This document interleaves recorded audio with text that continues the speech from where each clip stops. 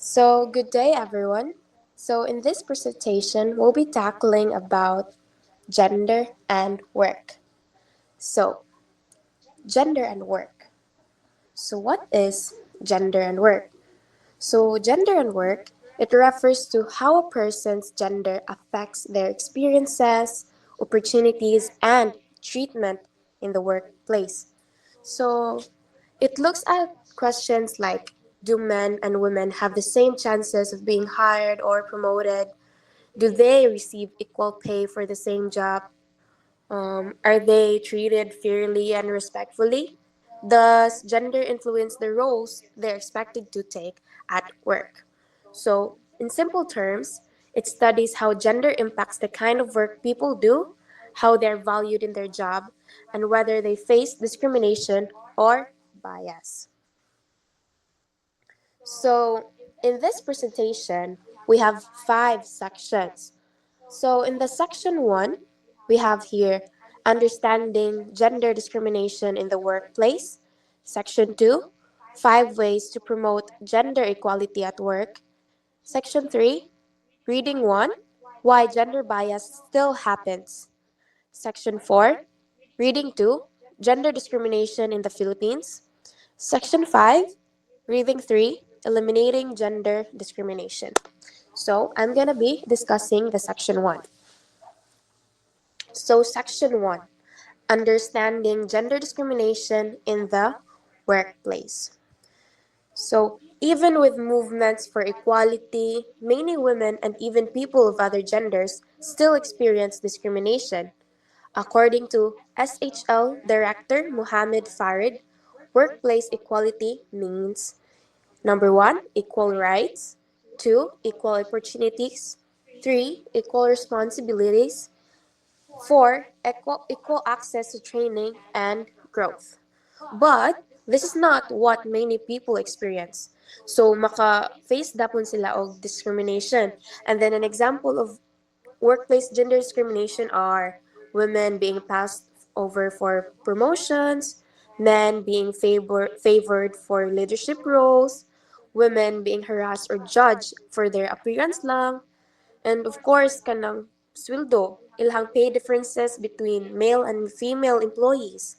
Napoy stereotypes like men are better in technical jobs, and women being scared to speak up during meetings.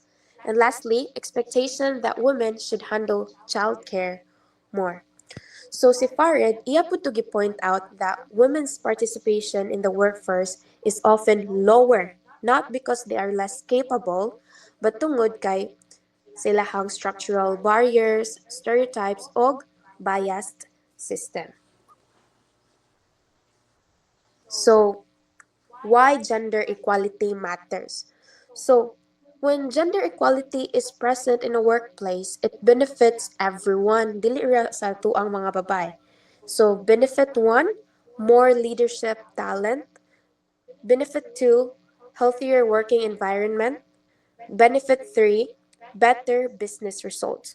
Sa benefit 1, more leadership talent.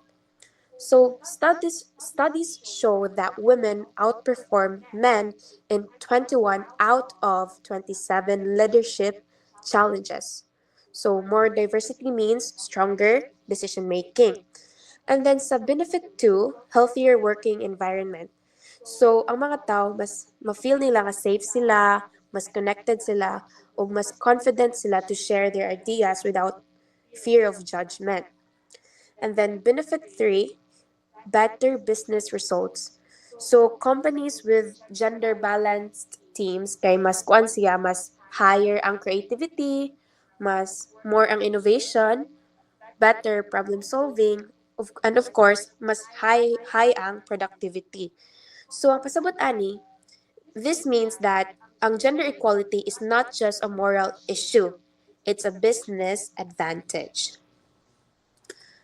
Okay, next is the section 2.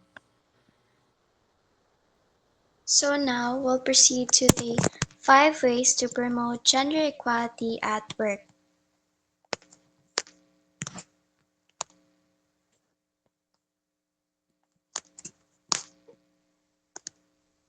First is removing bias. It is the foundation of gender equality at work. Bias can be conscious or unconscious, meaning people may not even realize they are treating others unfairly, and it can influence decisions such as hiring, promotions, and task assignments. For example, some may assume women are less capable of handling pressure or that men dili sila mag-take og roles na related to care or support. These assumptions mag-limit ni siya og mga opportunities and prevent people from reaching their full potential. Providing unconscious bias training helps employees recognize these unfair beliefs and correct them. Using gender-neutral language also helps everyone feel included and respected. When bias is reduced, employees feel more confident, respected, and willing to contribute their ideas. Next is fair play, fair pay. So it is essential because pay inequality directly affects motivation and trust. When ang employees makadiscover siya na ang someone na same sila og job pero ang katong usa is nag-earn siya more simply because of gender, maka-create ni siya og frustration and discouragement. Fair pay shows that hard work and skill are valued equally. It also encourages employees to stay committed to their work and the organization. When compensation is fair, employees feel secure, appreciated, and motivated to perform better. Third, workplaces must focus on results, dili lang sa identity. Performance should always come first. Employees should be evaluated based on how well they do their jobs, how they solve problems, and how they contribute to the team.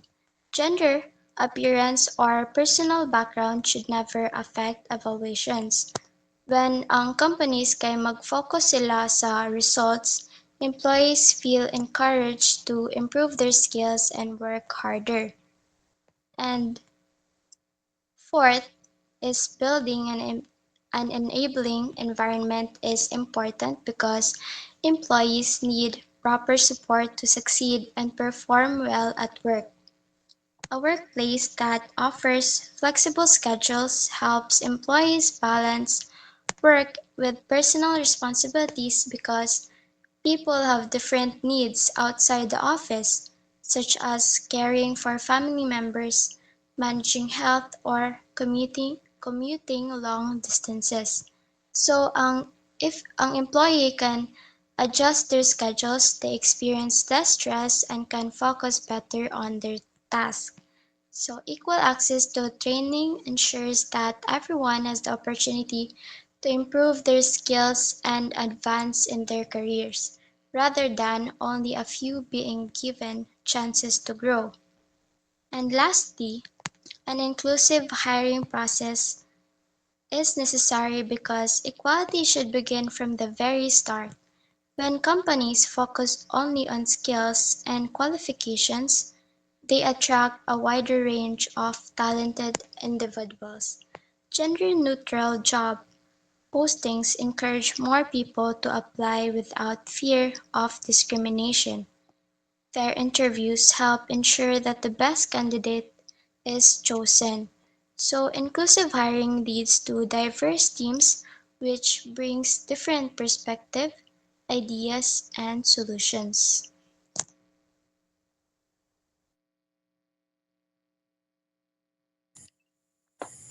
So now let's proceed to section 3, why gender bias still happens. So gender bias still happens even if many people already know that companies perform better when men and women lead together.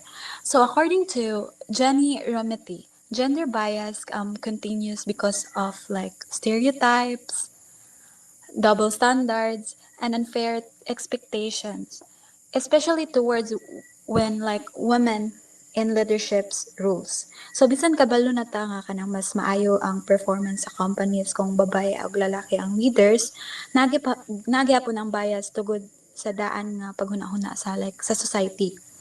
So first, sa stereotypes. So society often has expectations about how men and women should behave. So men are expected to be assertive, strong, and decisive, while women are expected to be caring, warm, and sympathetic. So however, leadership is usually associated with male traits.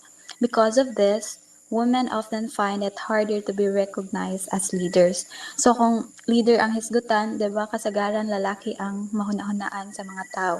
So mao ni nga ang hinungdan nga lisod para sa babae nga makita isip leader. So second, the double standard. When women act confident and assertive, people may think and say things like she's too aggressive or she's not likable. But when men act confident and assertive, it is often seen as a good leadership. So this situation is called backlash, where women are punished for behaving like leaders. So kung lalaki ka, if mo lead ka, okay ra, but if babay ka, i-judge ka. So, mo ni ang double standards. So, third, the balancing act. Where women in leadership positions are often expected to balance two things at the same time. So they must be firm but also warm and authoritative but also approachable. This pressure is not equally placed on men. So ang babay kinahanglan permi magbantay sa iyang mga gilihok, dili pwede sobra ka like isog or dili pwede sobra ka maldita. But yeah. Fourth, kay solution at the system level. So according to Jenny Rometi, there are four systems level solution to reduce gender bias. So first, like the awareness. So this means recognizing our own biases and accepting that we all have unconscious judgments. So kanahanglan aware ta nga ang natay bias bisan dili nato matuyo. So second is attitude change. So we should accept men and women in non-traditional roles, such as women becoming CEOs and men becoming caregivers. So dapat open ta nga bisan like unsa ang rule pwede sa babae o sa lalaki. So third, kay analysis. So this involves collecting data on who get hired, who gets promoted, and who receives good performance reviews. So importante nga tan-awon kung patas ba ang opportunity sa tanan.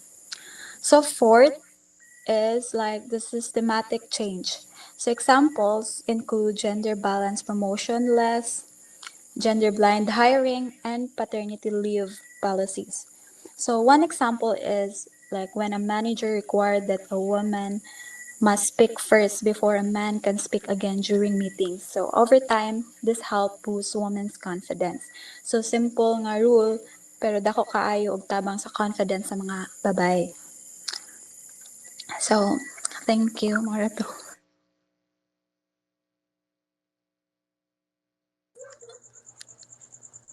For this part, Gender Discrimination in the Philippines by Vic Diesta, this focuses on how gender discrimination is still experienced by many Filipinos, especially women, in areas such as employment, workplace treatment, and access to opportunities. It highlights real life situations that show how unreal treatment continues despite existing laws. As we go through this reading, we will better understand the common forms of gender discrimination in the Philippines, stating why and why addressing this issue is important for achieving fairness and inequality and equality in our society. To further deepen our discussion, the next part will take a closer look at the specific examples and insights presented in the reading. First, one major issue is that women are often asked about their family or pregnancy plans during job interviews. About 1 in 6 Filipino women experience this, which already puts them at a disadvantage because employers may assume they will prioritize family over work. This kind of questioning is unfair and limits women's chances of getting hired or promoted. Another concern discussed in the imbalance between maternity and paternity leave. Maternity leave is much longer while paternity leave is short. This reinforces the idea that childcare is mainly a woman's responsibility. As a result, women may miss work opportunities, slowing their career growth, while ang men are less encouraged to share childcare duties.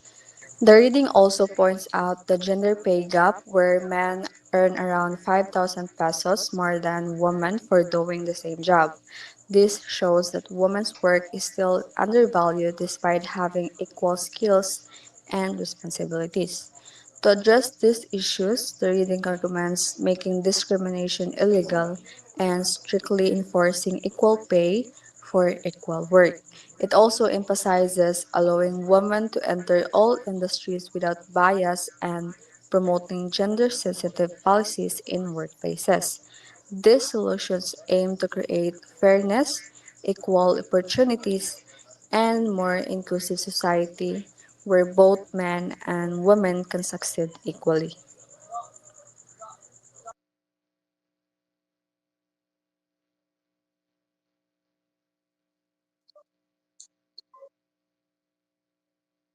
So, good evening. We're gonna tackle the section 5. So, section 5 is reading 3, eliminating gender discrimination. So, eliminating gender discrimination. So, natay lima dire. So, this reading discuss practical ways workplace can improve such as so number 1, flexibility. So flexibility, many women leave high-paying jobs because they prefer flexible hours, especially mothers, but men benefit from flexibility too. So, kanang flexibility guys, dili, sa isa ka workplace, dili pwedeng example lang example. So, ako, tag-iya ko isa ka company. So, nag-hiring ko, nang-apply duha. So, si men o si women. So, ang una na akong interview is si women. So, wala lang ko, wala lang ako gi-interview ang women kay kabalo man ko nga ang women is flexible sa mga trabaho sa akong kumpanya. So, which is, dili na siya pwede. Kay, nga naman, wala pa makakabalo sa katong usa nga nga with si men basin dahil nga flexible po siya sa mga trabaho sa akong kumpanya. So, kani flexibility guys dapat imo jud ni siya hibaw-an sa isa ka mga ang kuan bitaw, isa sa mga employees nimo kung if flexible ba siya sa imong workplace. So, number 2, predictable schedules. Especially in retail, predictable schedule help employees plan childcare appointments, etc.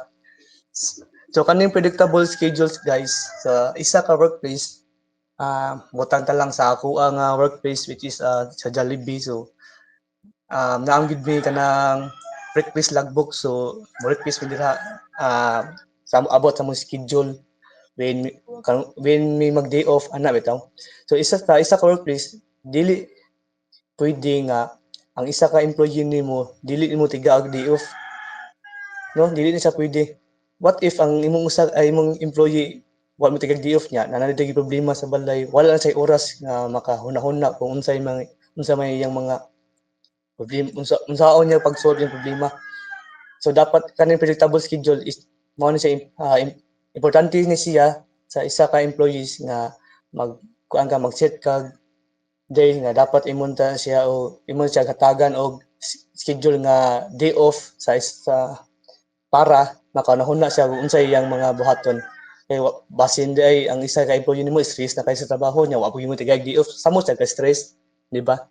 So, number 3 is salary transparency. So, unsa man ni pag-eliminate ang unsa man ni pagkuha ng salary transparency. So another example gihapon about sa akong workplace, dili sa example, salary transparency is kanang dapat sige example na lang sa akong sa akong workplace. So ako ug akong kauban is pareha ra mi ng trabaho, pareha ra mi na nakapatulog singot, pareha ra mi naglihok, pareha ra mi bitaw kanang kakugi bitaw. So dapat dili pwede nga katong usa ka kauban is dako iyang sweldo nya kuha gamay. Dili siya pwede. Dapat fair ra gyud na siya. Fair ra gyud na siya kay awa diri the word nga transparency is fairness. So di pwede nga mataas mong kauban, ikaw mo po nga same ra man unta mo nga nanarbaho, same ra mo kuan company nga kabuan, pareha ra wag ipangkapoy. So mao nay salary transparency. Number four, management training. So many managers are untrained and accidentally create unfair environments. They need training on gender sensitivity, labor laws, fair feedback. So, example gabon ako ni akong workplace. So, example, isip ako, isa ko ka manager and uh, nag-hire ko, nag-hiring ko, yan, na hired. So, ako gisa na trainingon ko unsa may maayo diri nga workplace. Kay siyempre sa mga kauban dapat i-control nimo imo sa i-train bitaw insakto bitaw. Dili ka magbutang og kanang di ka magsinipsip sa imong mga employees ba. Kaya dapat imong pagtrato sa imong trabahador is dapat fair gid siya. Walay labaw, walay ubos. Oh, yeah, sa number five, the last one is address issue fairly. So, example ani sa isa ka workplace, ikaw isa ka kakuan, isa ka uh, I mean sa isa ka workplace na nag conflict sa imong mga trabahador. Example lang, ay nag-conflict sa imong trabahador. So dapat silang duha ang sad-an, dili ang katong usad dapat imong istoryahan og insakto. Imong tigaan og istorya nga makapakuan siyang gibati. Nya katong usa dili mo sigan which is dili sa pwede dapat imo sang istoryahan ang katong duha nga nag-away imo sa istoryahan nga mao ni ang buhaton dili na siya dapat buhaton kay dili na maayo sa atong kumpanya so mao nay ang address issue fairly dili nimo siya wakay labanan ba mao na siya wakay labanan in other words wakay labanan so mao na siya guys ang lima ka kuan sa usahang eliminate sa gender discrimination sa isa ka workplace. Thank you. Okay, so thank you everyone. So, so to wrap everything up, so ang gender discrimination kay present gihapon na hangtod karon and of course in many workplaces. So even in today's modern society. However, this issue can be addressed through fair treatment, equal opportunities, and respect sa tanang genders. So when organizations promote inclusion and remove bias, employees feel safer, more valued, and more motivated to do their best at work. So creating gender equality kay wala ra na siya, dili ra na siya nag-benefit sa mga individuals, but also sa success of the organization and society as a whole. So I hope you guys learned something from this discussion and gained a better understanding of why gender equality in the workplace is important. Thank you. That's all.